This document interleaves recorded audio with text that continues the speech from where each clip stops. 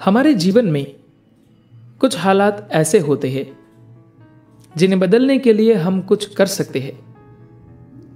फिर कुछ हालात ऐसे भी होते हैं जो सिर्फ किसी चीज का नतीजा होते हैं। अगर हम अपने जीवन के उन आयामों को जहां हम कुछ अच्छा कर सकते हैं ठीक से संभालते हैं तो हमारे जीवन के वे आयाम जो महज नतीजा होते हैं वे भी अच्छे होंगे।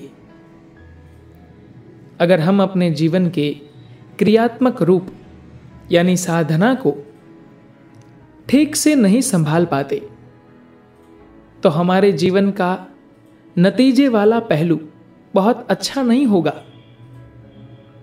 इसका अर्थ यह नहीं है कि हमें धरती पर अपने पैरों के निशान छोड़ने की चाह रखनी चाहिए।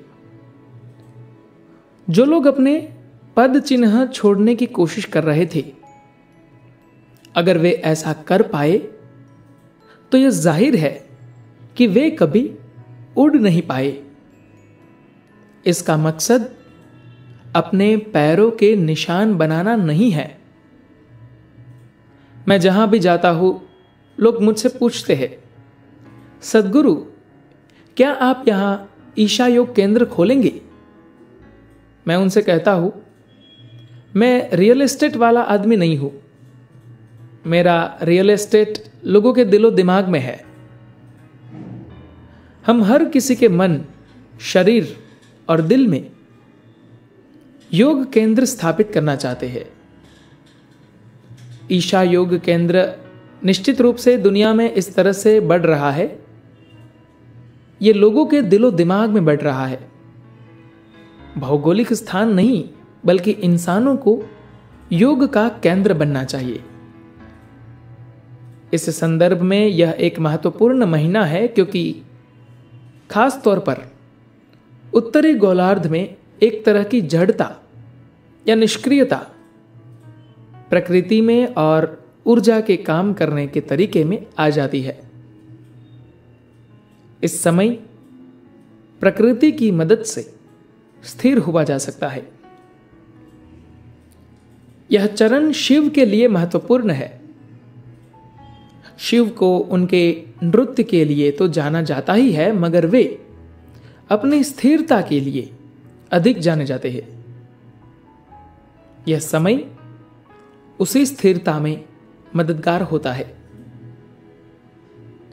हमारे अस्तित्व में परफेक्शन तभी आता है जब हम जानते हैं कि कैसे पूरी तरह स्थिर हुआ जा सकता है।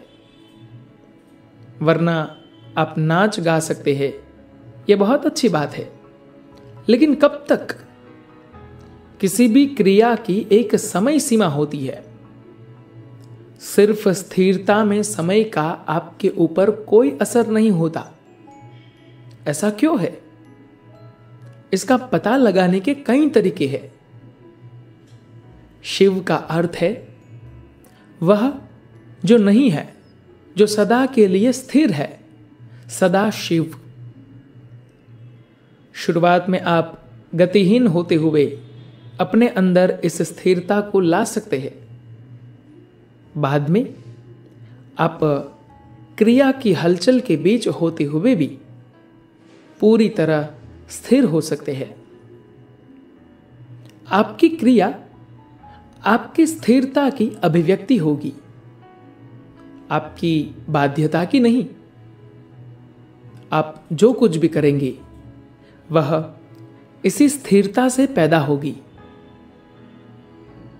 आपको यह स्थिरता अपने परिवार, अपने घर में भी लानी चाहिए।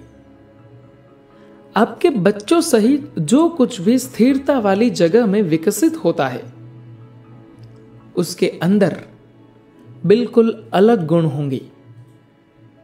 स्थिरता और उल्लास अस्तित्व की प्रकृति है। यही योग की, सृष्टि की और जिसे हम शिव कहते हैं उसकी प्रकृति है। स्थिर मगर जबरदस्त तरीके से जीवंत या स्पंदनशील।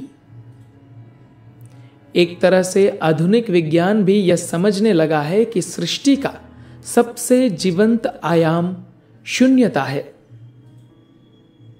हर इंसान के लिए ऐसा बनना संभव है कि जब आप कहीं बैठे तो वह स्थान स्थिरता के एक उल्लासमय रूप को प्रदर्शित करे। कई साल पहले मैं तमिलनाडु के छोटे शहरों और गांवों में कार्यक्रम कर रहा था। उसका अनुभव बहुत बढ़िया था, क्योंकि मैं ऐसे लोगों के साथ काम कर रहा था जिनके अंदर एक खास मात्रा में मासूमियत थी और आग भी। हम वेलायुंथपलयम नामक जगह पर पहुंचे। लोगों ने बताया, आपको पहाड़ी के मंदिर में जाना चाहिए। मैंने उनसे कहा, तमिलनाडु में कोई पहाड़ी सूनी नहीं है। हर पहाड़ी पर एक छोटा सा मंदिर है, उसे छोड़ देते हैं। फिर एक दिन उन्होंने मुझे बताया कि वहां एक गुफा भी है जिसमें करीब 2500 साल पहले कुछ जीन या जैन संत रहते थे। इसमें मुझे दिलचस्पी हुई। समय को देखते हुए यह कहा जा सकता है कि वे लोग महावीर के जीवन काल में उनके शिष्य रहे होंगे। हम पहाड़ी पर चढ़े और ऐसी जगह पहुंचे जहां से एक संकरा सा रास्ता गुफा तक जाता था। वहां के राजा ने उनके लिए चट्टानों से तराश कर बिस्तर बनवाए थे, जहां एक समतल जगह और चट्टान से ही बना हुआ एक छोटा तकिया था। मैं एक बिस्तर पर बैठा। वे सदियों बाद भी उतने ही जीवंत थे, मानो एक दिन पहले वे यहां रहे हो। उस जगह का अच्छा खासा रखरखाव नहीं था। वहां के युवक मस्ती करने और शराब पीने के लिए वहां जाते थे। वहां टूटी बोतलें और कूड़ा बिखरा था और पत्थरों पर नाम खुदे थे कि कौन किससे प्रेम करता है। हमने उस जगह की सफाई की और वहां रात बिताने का फैसला किया। वह एक अद्भुत रात थी। उन्होंने इस तरह के पद चिन्ह वहां छोड़े थे। उनका पद चिन्ह छोड़ने का कोई इरादा नहीं था, मगर वे जहां भी बैठे या खड़े हुए, वहां कुदरती तौर पर उनके निशान रह गए, क्योंकि वे अपने अंदर वैसे ही हो गए थे। भारत का मतलब यही है। सदियों से जिन लोगों में एक आंतरिक खोज की चाह थी, वे पूर्व की ओर आए। उसकी वजह सिर्फ यह है कि बहुत से महान प्राणियों ने अपनी ऊर्जा यहां छोड़ी। हजारों साल से महान क्षमता व गहनता वाले प्राणियों के होने से इतनी जबरदस्त चीज स्थापित हो सकी है। कुछ शानदार तैयार करने के लिए, चाहे वह स्थान हो या इंसान, बहुत मेहनत लगती है, लेकिन उसे गंदा करने में बस एक दिन लगता है। अब दक्षिणायन का अंतिम चरण है। इसका मतलब है कि साधना पद का आखिरी चरण चल रहा है। यह साल का वह समय है जब हमें नतीजे के बिना कोशिश करनी चाहिए। बुद्धिमान इंसान यह समझता है कि हमारे जीवन के एक आयाम के लिए मेहनत जरूरी है। हमारे जीवन का दूसरा आयाम नतीजा है। अगर हम शानदार नतीजा चाहते हैं तो उसके लिए उतनी ही अधिक मेहनत की जरूरत होगी। सृष्टि, सौरमंडल और हमारा शरीर भी एक मशीन है। इसका मतलब आपके लिए किए गए काम का पुरस्कार मिलना नहीं है। यह इस मशीन की प्रकृति है जिसे हम सृष्टि कहते हैं। मैं सृष्टि को मशीन इसलिए कहता हूं क्योंकि यह हर हाल में काम करती है। सौरमंडल भी एक मशीन है। यह हजारों सालों से इतने सटीक तरीके से और कुशलता से काम कर रहा है कि आप भूल सकते हैं कि वह एक मशीन है। सूर्य हर दिन उगता है, इसलिए आप ऊपर देखने की परवाह नहीं करते कि वह आज सुबह उगा है या नहीं। मैं अब भी ऐसा करता हूं क्योंकि मैं हर चीज को लेकर शंकालु हूं। आपको भी देखना चाहिए।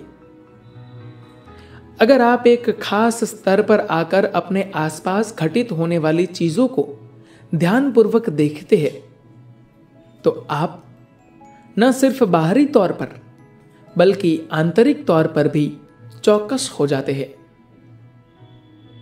अगर आप समझ पाएंगे कि पूरा ब्रह्मांड एक तरह की मशीन है तो आपको एहसास होगा कि आपका अपना शरीर भी एक मशीन है। कोई मशीन कितनी अच्छी तरह काम करती है यह इस पर निर्भर करता है कि उसे कितनी अच्छी तरह रखा गया है। उसे अच्छी तरह रखने का मतलब महज फिटनेस नहीं है, यह उसका सिर्फ एक पहलू है। वह बहुत ऊंचे स्तर पर काम करे, इसके लिए उसे अच्छी तरह रखने की जरूरत होती है, जिसके लिए क्रमिक विकास की जरूरत होती है। क्रमिक विकास का क्या मतलब है? पुराने खुदाई के स्थानों पर पुरातत्वविद अक्सर पोटरी के टुकड़े खोजते हैं। कल्पना कीजिए, जब पहली बार लोगों ने मिट्टी खोदकर उससे बर्तन बनाए होंगे, पहली बार उनके पास कोई ऐसी चीज थी जिसमें वे पानी भरकर घर ले जा सकते थे। उनके लिए वह कितना शानदार रहा होगा। एक साधारण से बर्तन ने लोगों की जिंदगी बदल दी। वह मानव समाज के विकास में एक मील का पत्थर रहा होगा। आज हम उसी मिट्टी को खोदकर उससे अंतरिक्ष यान बना रहे हैं। एक ही संसाधन से हम आज कितनी सारी चीजें कर सकते हैं। यह इंजीनियरिंग का क्रमिक विकास है। इसी तरह एक ही संसाधन से एक इंसान बहुत सारी चीजें कर सकता है। भक्ति और साधना से शरीर की क्षमता बढ़ाना जरूरी है। हम इस इंसानी तंत्र से क्या कर सकते हैं? उसकी इंजीनियरिंग को विकसित करना ही साधना और योग का मकसद है। इसीलिए हमने अपने बुनियादी कार्यक्रम को इनर इंजीनियरिंग का नाम दिया है।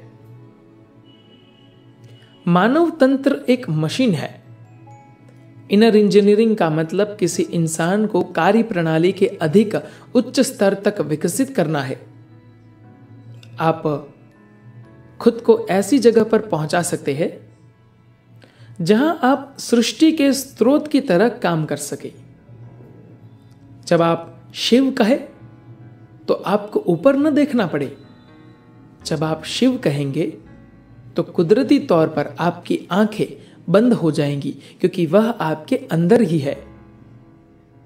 एक इंसान इस हद तक जा सकता है। आप एक सृजन या जीव होने के स्थान पर सृष्टि का स्रोत बन सकते हैं, मगर भक्ति और साधना के बिना यह नहीं हो सकता। अगर आप उन लोगों के जीवन को देखें जिन्होंने दुनिया में कामयाबी पाई है, चाहे वे कारोबारी रहे हो, संगीतकार, कलाकार या कुछ और, वे सिर्फ भाग्यशाली नहीं थे। उन्होंने इसे संभव करने के लिए काफी मेहनत की। जब हर कोई सो रहा होता था तो वे जागे होते थे और कुछ कर रहे होते थे। जब बाकी हर कोई मामूली खुशियों से संतुष्ट था, वे काम कर रहे थे। अगर आपको लगता है कि आप मेहनत कर रहे हैं मगर कुछ नहीं हो रहा है, तो आप जो प्राणी है उसे विकसित करने की जरूरत है। क्रमिक विकास हर स्तर पर होता है। जो एक इंसान के रूप में पर्याप्त रूप से विकसित है, उसे बाहरी आयाम पर काम करना शुरू करना चाहिए। जो नहीं है, उसे अपनी आंतरिकता पर काम करना चाहिए। इस मशीन को उस हद तक विकसित होना चाहिए कि इसका काम लोगों को चमत्कारिक लगे। मशीन का विकास महत्वपूर्ण है। इस मशीन को उस बिंदु तक विकसित होना चाहिए जहां यह बड़ी मशीन का एक हिस्सा न रह जाए, यह खुद मशीन बन जाए। जिसे हम शिव कहते हैं, वह मशीन का एक हिस्सा नहीं है, यह मशीन का मूल है। यह अस्तित्व का मूल स्रोत है। यही विकास की वह अवस्था है जिसके लिए एक योगी प्रयास करता है। थोड़ा और चमकीला हिस्सा बनना नहीं, बल्कि मशीन की गहराई तक जाते रहना, जब तक कि एक दिन वही मशीन का मूल स्रोत न बन जाए। धरती पर निष्क्रियता की यह अवधि बहुत अच्छी है। इसमें आप अनायास स्थिर हो सकते हैं। यह आपके जीवन में स्थिरता लाने का समय है। आप दिन भर में आमतौर पर जितने शब्द बोलते हैं, अभी से 21 दिन तक उसका सिर्फ 50% बोलने का ध्यान रखें। यह वाक शुद्धि है। इससे बोली में शुद्धता आएगी। यह किसी और के लिए नहीं है। आपके लिए यह बहुत महत्वपूर्ण है कि आपके मुंह से क्या निकल रहा है। यह किसी उत्सर्जन परीक्षा या गाड़ी के एमिशन टेस्ट की तरह है। अगर आप एक ही क्रिया करते समय आमतौर पर इस्तेमाल किए जाने वाले शब्दों का सिर्फ 50% इस्तेमाल करेंगे, तो आपके अंदर स्थिरता आने लगेगी। यह सचेतन मौन है। पूर्ण मौन अलग तरीके से होना चाहिए। उचित साधना के साथ सिर्फ सभी शब्दों को रोक लेना और कुछ न करना शांति नहीं लाएगा, क्योंकि जो शोर वैसे बाहर आता वह ऊपर दिमाग में चला जाएगा। हो सकता है आप अनुभव से इसे जानते हो। आप जो कहना चाहते हैं उसके लिए पूरी चेतनता में आमतौर पर इस्तेमाल होने वाले शब्दों का 50% इस्तेमाल करते हुए वाक्य बनाए। इस महीने आपको यह जरूर करना चाहिए। 50% शब्द मगर उतनी ही क्रिया। धन्यवाद।